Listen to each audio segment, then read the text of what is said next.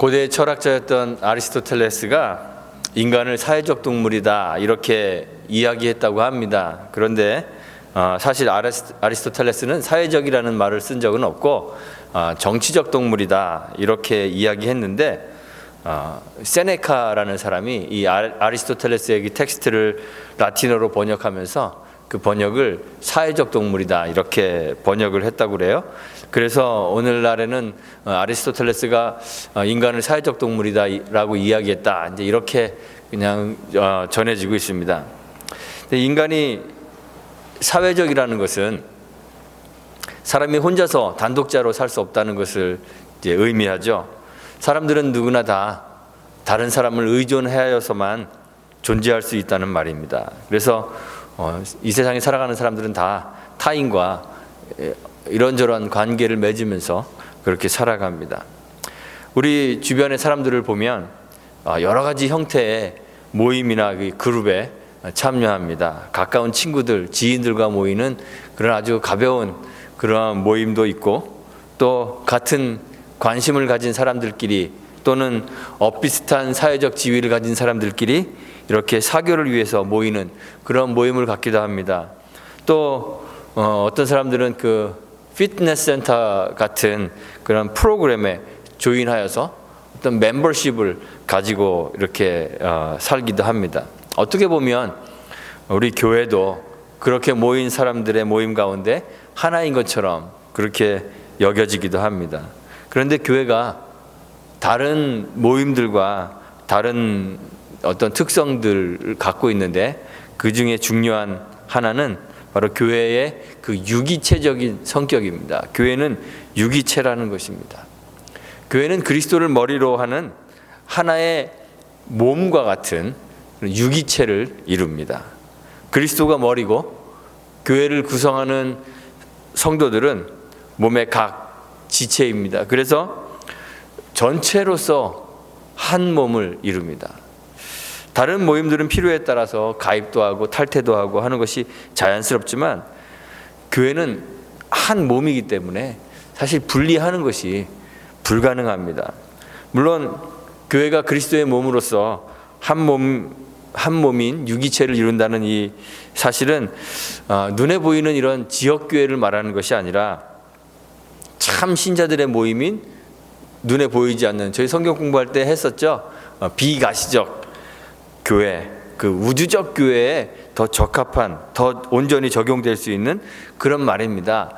그렇지만 이 조직된 교회, 눈에 보이는 우리 교회 같은 이런 지역교회 안에는 이 우주적 교회, 비가견적 교회의 유비, 그 상징적인 어떤 면들이 들어 있습니다.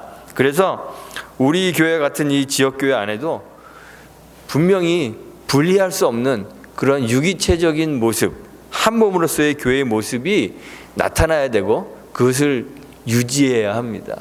그것이 당연한 것입니다. 성령 강림 이후에 시작된 그 초대교회의 아주 인상적인 특징 중 하나는 성도들이 자신들이 가진 소유를 나누었다는 거예요.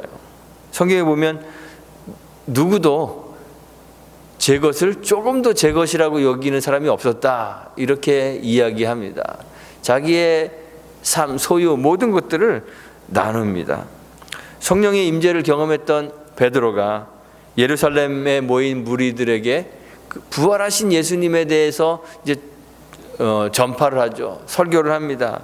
그런데 그 설교를 듣고 사람들이 믿고 세례를 받는데, 성경에 보면 그날에 제자의 수가 3,000명이나 더했다 그래요.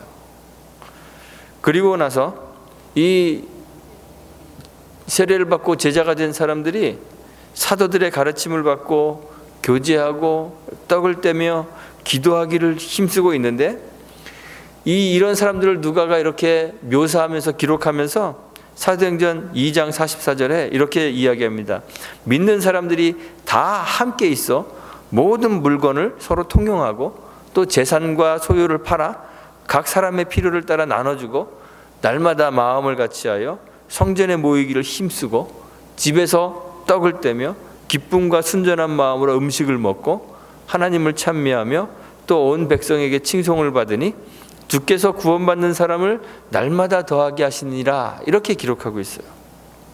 오늘 본문 우리가 읽은 본문 사도행전 4장에서도 모인 무리들의 삶을 묘사하면서 이것과 아주 비슷하게 묘사를 하죠. 믿는 무리가 한 마음과 한 뜻이 되어 모든 물건을 서로 통용하고 제 재물을 조금이라도 제 것이라 하는 이가 하나도 없더라. 사도들이 큰 권능으로 주 예수의 부활을 증거하니 무리가 큰 은혜를 얻어 그 중에 핍절한 사람이 없으니 이는 밭과 집 있는 자는 팔아 그 판 것의 값을 가져다가 사도들의 발 앞에 두매 저희가 각 사람의 필요를 따라 나눠주미로라 이렇게 묘사하고 있어요. 그래서 어떤 사람들은 이런 초대교회의 모습을 공산주의와 이렇게 연결시키기도 합니다. 공산주의의 이론이 초대교회의 필요에 따라 나누는 이 공동체의 모습에서 이제 나왔다. 이렇게 이야기들을 합니다. 물론 공산주의 이론이 초대교회의 이 삶의 모습을 모방했을 수는 있겠지만 초대교회가 공산주의를 실행했던 것은 아닙니다. 교회 안에서 소유가 많고 부유한 사람에게 왜 당신은 당신의 소유를 내놓지 않고 왜 당신의 소유를 분배해 주지 않느냐고 그렇게 요구하거나 비난해서는 안 되는 것이에요. 주변에 있는 분들한테 왜 네 돈 안 내놔줘? 그러면서 나 지금 돈 없으니까 돈 좀 줘. 이렇게 하면 안 되는 것이죠. 저는 오늘 우리의 관심을 오늘 이 말씀 속에서 믿는 무리가 한 마음과 한 뜻이 되었다는 것에 우리의 관심을 두려고 합니다. 물건을 서로 통용하는 것, 제 재물을 조금도 제 것이라 여기지 않고 나누어 주는 것, 이런 것들은 믿는 무리들이 한 마음과 한 뜻이 된 그 사건의 결과이지 인위적으로 요구하거나 강제해서 이루어지는 일이 아니라는 것입니다. 초대교회 안에서 자신의 소유를 내어놓는 것은 그 소유주의 자유로운 선택에 의한 것입니다. 아나니아와 삽비라도 자신의 소유를 내놓았던 사람들입니다. 그들도 자신의 소유를 팔았습니다. 그런데 그거를 사도들 발 앞에 내려놓으려고 하다 보니까 아까운 마음이 들었어요. 그래서 그 값에서 얼마를 감추고 일부만 가져다가 사도들의 발 앞에 두었습니다. 베드로가 아나니아와 삽비라를 책망하죠. 이렇게 책망합니다. 어찌하여 사단이 내 마음에 가득하여 내가 성령을 속이고 땅값 얼마를 감추었느냐. 이렇게 책망합니다. 베드로가 책망한 것은 다 내놓지 않고 일부분만 가지고 왔기 때문에 그런 것이 아닙니다. 하나님 앞에 조금만 바친 것이 죽어야 할 죄는 아니라는 것입니다. 그가 죽음의 형벌을 받았던 이유는 조금 바쳤기 때문이 아니라 성령을 속인 것이 때문입니다. 땅을 가지고 있을 때에도 그리고 그것을 판 후에도 그 소유권은 아나니아와 삽비라에게 있습니다. 그들이 그것을 이렇게 할 수도 있고 저렇게 할 수도 있습니다. 그래서 베드로가 이야기하죠. 땅이 그대로 있을 때에는 내 땅이 아니며 판 후에도 내 임의로 할 수가 없더냐 이렇게 이야기합니다. 그건 네 거기 때문에 네 마음대로 하나님께 드릴 수도 있고 네가 그냥 계속 킵할 수도 있는 거다 그런 거예요. 소유를 내놓든지 그대로 가지고 있든지 그 선택은 그것을 소유한 사람에게 달려있는 것이지 교회가 강제하여서 소유를 빼앗아 나누지는 않는다는 것이에요. 문제는 뭐냐면 성령을 속인 것이, 사람을 속인 것이 아니라 베드로가 이야기하죠. 사람을 속인 것이 아니라 하나님을 속인 것이다. 그런데 그럼에도 불구하고 믿는 자들이 자발적으로 자신의 소유를 내어놓고 필요에 따라 서로 나누게 된 것은 왜 그럴까요? 강제에서 의해서가 아니라 그들이 한 마음과 한 뜻이 되었기 때문에 그렇습니다. 사도행전 2장에도 보면요, 날마다 마음을 같이하여 성전에서 모이기를 힘썼다 그럽니다. 그들이 소유를 나눈 것은 그들이 존재론적으로 둘이 아니라 하나임을 고백하는 것이에요. 자기의 것을 주장하지 않는 것은 교회 안에서 신자들이 너와 나의 구별이 없이 모두가 한 형제, 한 모임을 고백하고 있다는 사실을 보여주는 것이에요. 너와 내가 다르지 않기 때문에, 너와 내가 하나이기 때문에 내 소유가 너의 소유가 되고 너의 소유가 내 소유가 되는 것이죠. 하나가 되는 것은 그리스도 신앙의 그래서 핵심입니다. 주님께서 제자들을 부르시고 그들이 도달해야 될 최종의 상태에 대해서 말씀하셨는데, 그 최종의 상태가 뭐냐면 바로 주님의 제자들이 주님 안에 거하고 주님과 하나가 되는 것이에요. 주님은 이것이, 주님 안에 거하는 것이 하나님 아버지와 아들 그리스도의 유비다, 그 비유다, 이렇게 말씀하셨습니다. 그래서 주님이 기도 가운데 말씀하시죠. 요한복음 17장 21절에 보면 아버지께서 내 안에 내가 아버지 안에 있는 것 같이 저희도 다 하나가 되어 우리 안에 있게 하사 세상으로 아버지께서 나를 보내신 것을 믿게 하옵소서. 그래요. 우리가 하나가 되어 주님 안에, 그리고 하나님 안에 거하게 될 때 세상이 하나님을 알게 된다는 거예요. 믿게 된다는 것이죠.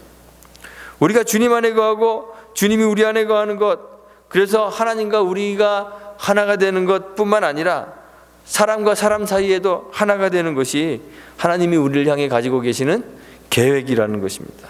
그것이 하나님의 뜻이에요. 본래 하나님께서 아담과 하와를 만드셨을 때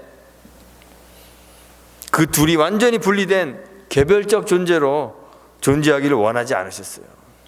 하나님이 하와를 만드실 때, 아예 아담을 만드실 때처럼 흙으로 빚어서 하와를 새롭게 만드실 수 있었을까요? 없었을까요?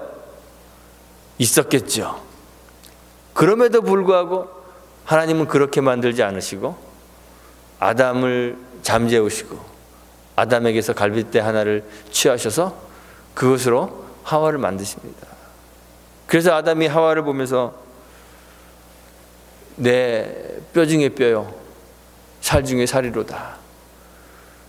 아담과 분리되지 않은 그러한 하나의 동일 인격체로서의 그 하와를 고백하게 됩니다. 그래서 창세기를 기록한 모세는 이 아담과 하와의 창조기사 옆에 이렇게 기록합니다. 이러므로 남자가 부모를 떠나 그 아내와 연합하여 둘이 한 몸을 이룰지로다. 그래요. 하나님은 아담과 하와가 한 몸을 이루도록 창조하셔요. 그러니까 나눠지는 것, 분리되는 것, 이것은 죄의 결과입니다. 죄는 제일 먼저 하나님과 사람 사이를 갈라놓죠. 하나님 안에 거하여 하나님으로부터 생명의 양분을 섭취해야 하는 사람들이 하나님을 떠나버리게 되는 것이 죄의 결과입니다. 하나님의 낯을 피하여 숨게 됩니다.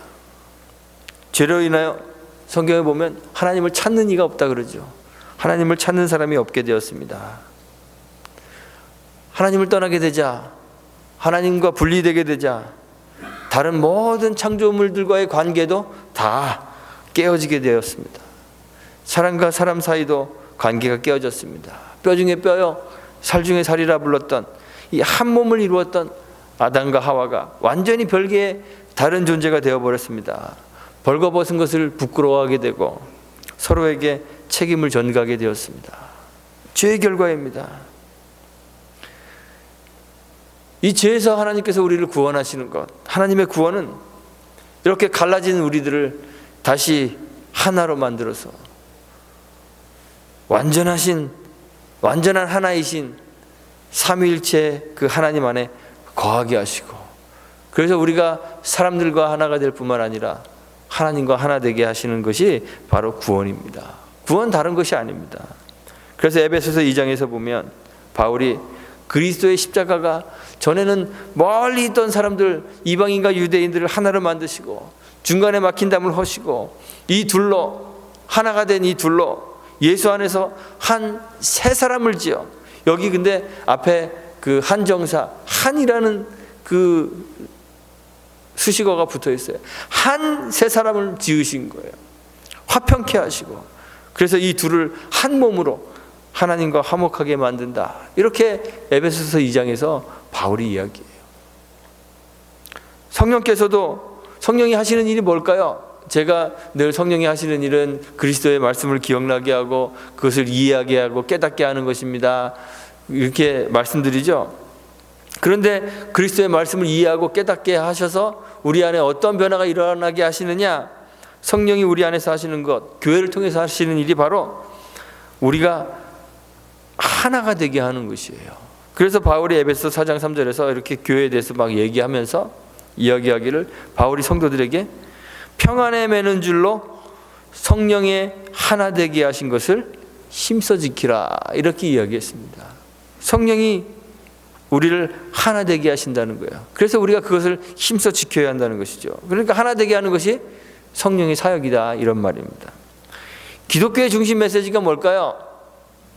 사람들이 사랑입니다, 이렇게 이야기하죠. 기독교의 중심 메시지는 사랑입니다. 그런데 기독교의 중심 메시지가 사랑인 것은 우리가 그리스도 예수 안에서 하나라는 사실을 보여주는 거예요. 주님이 제자들에게 새 계명을 주겠다, 이렇게 말씀하시면서 서로 사랑하라고 이야기하십니다. 주님이 우리를 사랑하셨던 것처럼 우리도 서로 사랑하라고 주님이 그렇게 말씀하셨습니다. 그런데 이 말씀은요, 그냥 사이좋게 지내라는 이야기가 아닙니다. 오늘날 우리는 교회에서 사랑, 화목 이렇게 이야기하면서 그저 싸우지 말고 좀 화목하게 지내자, 이런 정도의 수준으로 그리스도의 사랑을 이야기합니다. 그런데 사랑하라는 이 말은, 화목하라는 이 말은 조금씩 양보해서 되도록이면 부딪히지 말고 그냥 사이좋게 지내는 것이 서로 사랑하는 것이다, 이런 이야기가 아닙니다. 성경이 말하는 사랑은 내 이웃을 무엇처럼 사랑하라 그랬죠? 내 몸과 같이 사랑하라 그랬습니다. 이웃과 가지는 동일하, 하나됨을 말하는 거예요. 이웃을 사랑하는데 다른 사람을 동정하여 사랑하는 것이 아니라 내 몸이기 때문에 사랑하는 거예요. 그리스도께서 우리를 교회로 부르셔서 스스로 교회의 머리가 되시고 우리는 머리이신 예수 그리스도의 지체가 되게 하신 것은 주님과 우리가 하나의 인격체로 연합하는 거예요. 동일 인격이 되는 거예요. 공동 운명체가 되는 것이에요. 우리가 주님의 십자가 희생을 통해서 주님과 하나의 인격체로 연합하였기 때문에 주님과 같이 하나님을 아버지라고 부를 수 있는 거예요. 주님과 같이 하나님 나라를 상속할 수 있게 되는, 상속자가 되는 것이에요. 그 주님 안에서 교회된 우리가 서로 연합하고 하나가 되는 것이에요. 우리는 하나예요. 분리하고 나눌 수 없는 하나가 된 것이에요. 사랑하라는 것은 사이좋게 지내라는 말이 아니라 존재론적으로 하나가 되라는 말입니다. 하나임을 인정하고 삶에서 하나임을 증명하라는 것입니다. 그것이 사랑하라는 말입니다. 그 하나된 하나로의 존재의 변화, 한 몸임에 대한 증명이 오늘 초대교회에서 나타난 것처럼 서로 삶을 나누는 아름다운 그 나눔의 삶으로 나타난 것이에요. 억지로 자신의 소유를 서로 나누는 그러한 삶을 강제하는 것이 아니라는 말이에요. 우리가 만약 그렇게 하면요, 우리는 아나니아와 삽비라처럼 될 수밖에 없습니다. 이것이 교회의 본질입니다. 그리스도를 머리로 하여 성도가 한 몸이 되는 것, 이것이 교회의 정체성입니다. 나눌 수 없는 한 몸으로 존재하는 것, 이것이 교회의 정체성입니다. 그런데 오늘날 교회에 삶을 나누는 나눔도 없고 사랑도 실천되지 않습니다. 이유가 뭘까요? 교회가 나눔을 강조하지 않아서가 아닙니다. 교회가 사랑을 강조하지 않아서가 아닙니다. 교회가 한 몸으로서의 교회의 본질적인 모습을 잃어가기 때문에 그렇습니다. 성도들이 교회 안에서 우리가 서로가 끊을 수 없고 가르고 나눌 수 없는 한 몸이라는 사실을 감격스러워하지 않아요. 성령이 하나 되게 하신 것을 힘써 지키지 않습니다. 너무 많은 교회들이 쉽게 갈라집니다. 분열합니다. 성도들이 교회를 막 그냥 이것저것 옮겨 다니는 거 그렇게 심각하게 생각하지 않습니다. 그래서 마치 메뚜기가 자리를 옮기듯 성도들이 교회를 막 옮겨 다녀요. 다른 단체들 모임에 참여하듯이 교회를 다니는 거예요. 우리 그렇잖아요. 피트니스 센터에 이렇게 등록하여서 다니다가 좀 시설도 안 좋고 서비스도 안 좋으면 더 좋은 시설 갖추고 더 서비스가 좋은 서비스를 제공하는 그런 피트니스 센터로 그냥 옮기잖아요. 옮길 수 있잖아요. 야, 여기가 더 좋대. 그렇게 피트니스 센터 선택하듯이 이 교회 저 교회 옮겨 다니는 사람들이 있습니다. 그런데 교회는 사교 모임이 아닙니다. 신앙이 삶의 일부가 아닙니다. 취미생활도 하고 사교 모임도 갖고 사회생활도 하고 종교생활도 하는 그러한 삶의 한 부분이 아닙니다. 우리는 신앙생활하러 교회 나오는 것이 아니에요. 우리는 교회에서 주님과 함께 나눌 수 없는 한 몸을 이루는 거예요. 어떤 신앙생활을 하러 교회에 나오는 것이 아니라 한 몸이기 때문에 교회에 나오는 것이에요. 물론 부득이한 경우가 있습니다. 진리를 수호해야 되고 순수한 복음을 실천하는 것이 방해될 때 제한적으로 이 분열의 아픔을 감수해야 할 때도 있습니다. 그런 것까지 제가 부인하는 것은 아닙니다. 그런데 기본적으로 각연적인 교회일지라도 우리 지역 교회일지라도 교회는 그리스도를 머리로 하는 한 몸인 것을 기억해야 한다는 것이에요. 결코 나눌 수 없고 나누어서는 안 되는 살아있는 유기체로서의 교회의 한 지체임을 우리가 기억해야 돼요. 그냥 내가 따로 한 사람 한 사람 개별자로 교회에 나오는 것이 아니라 우리 주춧돌 교회에 이렇게 나오게 되었을 때 우리는 한 몸이라는 것을 알아야 돼요. 그래서 내가 떨어져 나가면 내 몸의 일부분이 떨어져 나가는 아픔을 감수해야 되는 것이죠. 결코 나눌 수 없는, 나누어서는 안 되는 그런 유기체로서의 교회의 한 지체임을 우리가 다 기억할 수 있게 되기를 간절히 소망합니다. 그래서 평안에 매는 줄로 성령이 하나 되게 하신 것을 힘써 지키는 우리가 되기를 간절히 소망합니다. 우리가 한 몸이기 때문에 오늘 성경의 초대교회 성도들처럼 한 마음과 한 뜻이 되어 함께 기뻐하고 함께 아파하고 소유를 나누고 서로를 섬기는 그런 천국과 같은 교회를 이룰 수 있게 되기를 주님의 이름으로 축원하고 부탁드리겠습니다. 함께 기도합니다.